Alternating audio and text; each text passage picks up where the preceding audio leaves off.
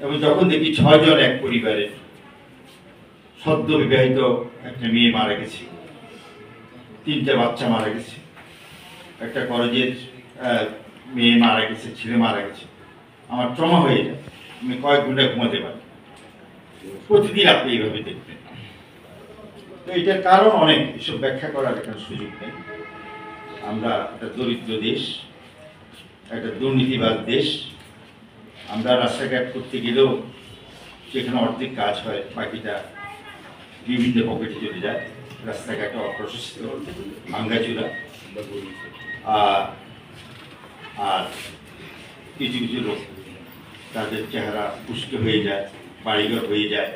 যাই হোক, আমি রাস্তায় চলে আসি, যেহেতু বলা হয়েছে লক্ষ্মীপুর কেন্দ্রিক কথা বলতে, এবং আরও সংক্ষিপ্তভাবে আমি পৌরসভা কেন্দ্রিক কিছু কথা বলতে চাচ্ছি। আপনারা দেখুন, দক্ষিণ তেমনি দিয়ে আরম্ভ করি, যেহেতু আমার বেশি যাওয়া আসা সেখান দিয়ে। অর্ধেক রাস্তা এগুলিকে সিএনজি প্যাসেঞ্জার ধরার জন্য অর্ধেক রাস্তা বন্ধ করে রাখে। একদিন দেখলাম শুধুমাত্র সিএনজিগুলো একদম রাস্তার সঙ্গে সংরক্ষণ হয়ে দাঁড়িয়ে আছে। বললাম যে একটা নিয়ম তো আসছে, প্রতিযোগিতামূলকভাবে তারা রাস্তার অর্ধেক দখল করে রাখে প্যাসেঞ্জার ডেকে ঢুকাবার জন্য। আবার 3 জন ঢুকে আর 10 মিনিট ঘুরে থাকে আরেকজন।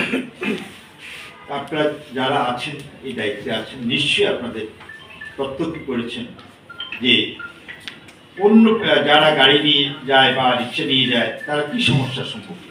এর মধ্যে একটা বাস এসে দাঁড়ায়, এর মধ্যে একটা ট্রাক এসে দাঁড়ায়, এবং এখন একটা আইলাইন করা হয়েছে যে জন্য রাস্তার ওইদিকে যেতে পারে না। এই অর্ধেক তারা পুরো আটকে রাখে। আপনার অনুগ্রহ করে দিই, সেটা হলো দক্ষিণ তেমনি। এই পাশটা দক্ষিণ তেমনি অটো, এদিকে সিএনজি, ওইদিকে অটো, একই অবস্থা।